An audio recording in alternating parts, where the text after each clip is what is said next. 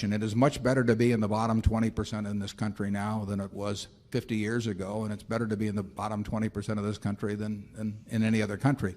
But it still isn't very satisfactory. Society provides me, this society provides me with enormous rewards for what I bring to the game. Mr. Buffett and Mr. Munger, my family's been associated with Berkshire since 1968, so I asked this question with a great deal of respect for your integrity and your wisdom. I work as an inner city school teacher where there is a rising and pervasive sense of hopelessness. When I ask my students what would make you happy, their predominant response is $1 million. As some of the richest men in the world, I wonder what your response to them might be. And as a second part of this question, the philosophical underpinnings of capitalism have largely ignored a systemic perspective involving issues of ongoing depletion of limited global resources exploited to sustain a market economy, widening gaps between the very wealthy and the severely impoverished, and an international view of America as a country whose primary values are greed and imperialism. As we move into the 21st century, do you see a need to re-envision capitalist premises towards original notions of democracy, justice, and humanitarian concerns? You can get all of that. Well, I will say this. I'm higher on the existing social order than you are.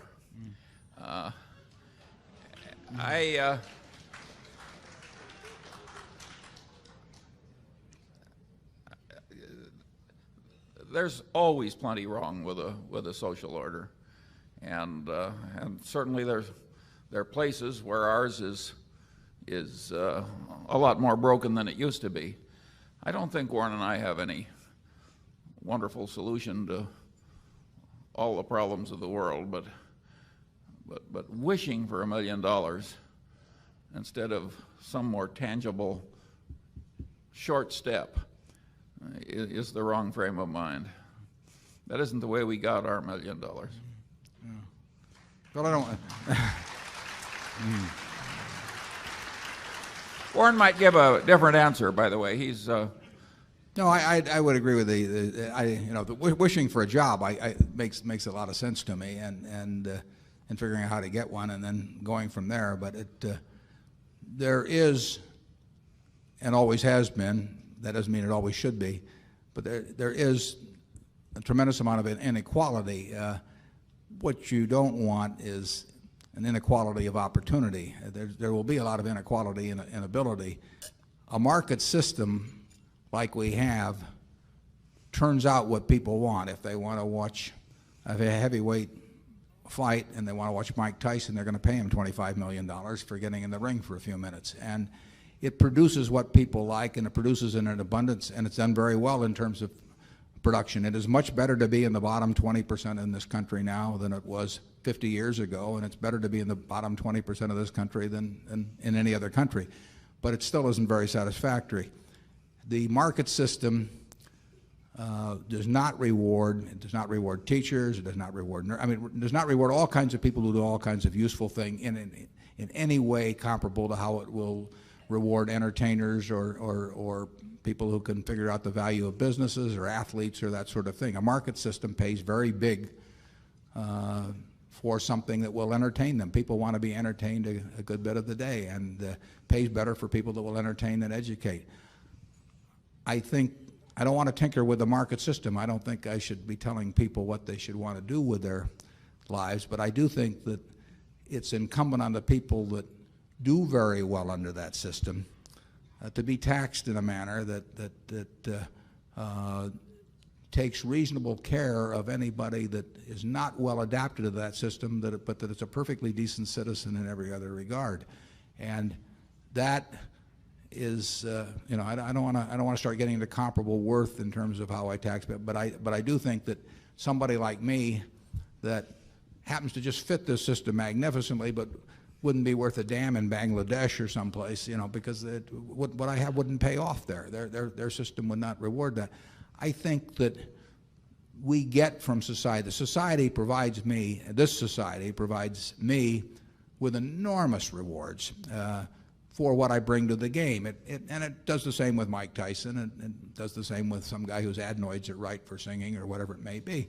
And I don't want to tamper with that, but I do think those people who are getting all kinds of claim checks on the rest of society from that, I think there should be a system that where people who are not well adapted to that system, but that are perfectly decent citizens in every other respect, do not really, fall through the slats on that. And I think progress has been made on that over the last 50 years, but I think we're far from a perfect society in that respect.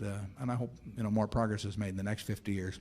I don't think the wishing for the $1 million, though, is that it doesn't work that way. I think, but if you are lucky enough to have something that the market system rewards, you do very well here. And if you're unlucky enough to have something it doesn't reward, you do better now than you would have 30 or 40 years ago, and you do better than in other countries.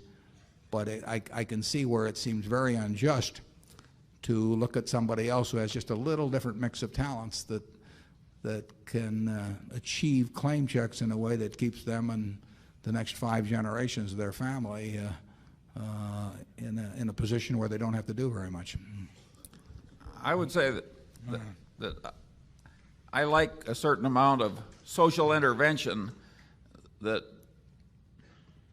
takes some of the inequality out of results in capitalism, but I hate with a passion rewarding anything that can be easily faked, because I think then people lie, and lying works, and the lying spreads, and I think your whole civilization deteriorates. If I were running the world, the compensation for stress under workman's compensation would be 0.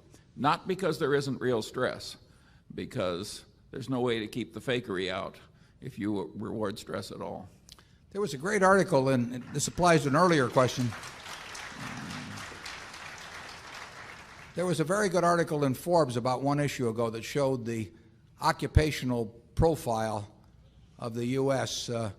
At a couple of different intervals going back to 1900. And one problem you can see just by looking at that profile is that if you assume 20% of the bottom 20%, however you measure it in terms of employability, whether it's measured by IQ or interest in working or energy level or whatever you want to do, they fit very well most of the jobs that were available 100 years ago. In other words, you could do most of the jobs, of which there were many, with relatively unimpressive mental abilities. And as jobs have changed, the profile of people hasn't changed. So there are more people that end up on the short end. Now, the good part of that is the society produces so much more that it can take care of those people one way or another. Now, the trick is to take care of them and make them not only feel, but be productive and be part of the act. And we've got enough product to do that, but the country turns out way more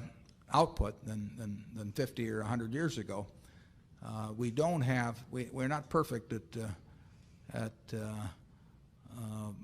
figuring out how to make the bottom 20 or 30% in terms of abilities fit a new changing job profile. I really recommend you look at that Forbes magazine, because if you think through the implications of those charts, I think you'll see what social problems have to be attacked.